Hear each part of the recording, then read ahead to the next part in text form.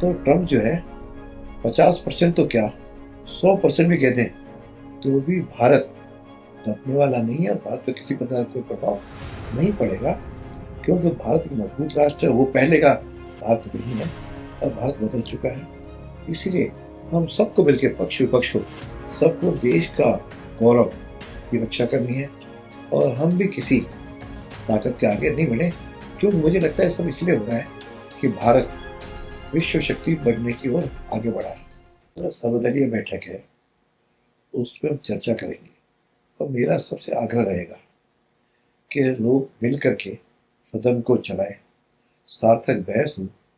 8 करोड़ की जनता के जो कुछ मुद्दे हैं वे सदन में उठे, मर्यादाओं और नियमों के तहत मैं हर एक को अपना विषय रखने की अनुमति दूंगा।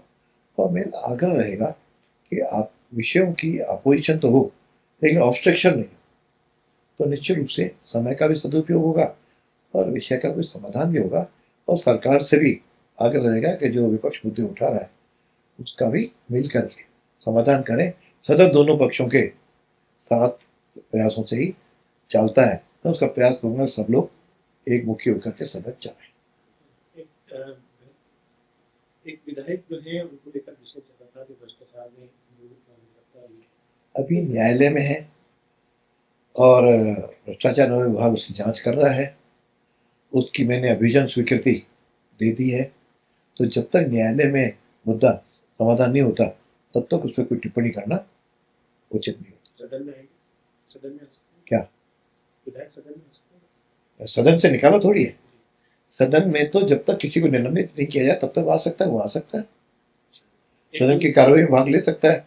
नियमानुसार जो सदन के नियम बने उसके अनुसार कार्रवाई करेंगे।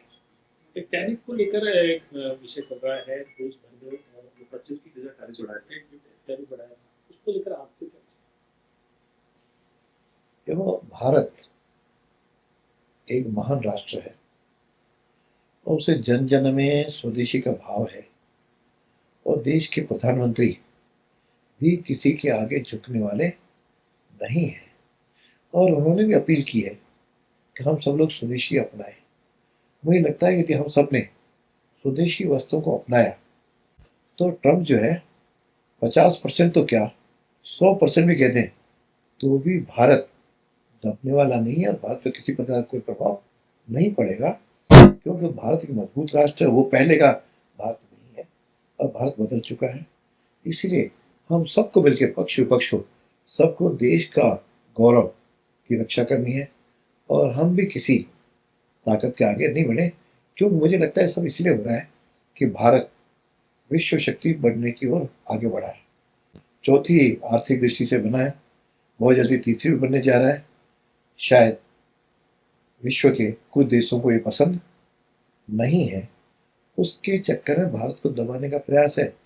लेकिन मुझे विश्वास है कि हमारी जो केंद्रीय सरकार है और देश के जो देशवासी हैं और सारे दलों के लोग हैं, सब एक मुखी होकर के इसका मुकाबला करेंगे और भारत आगे बढ़ता है।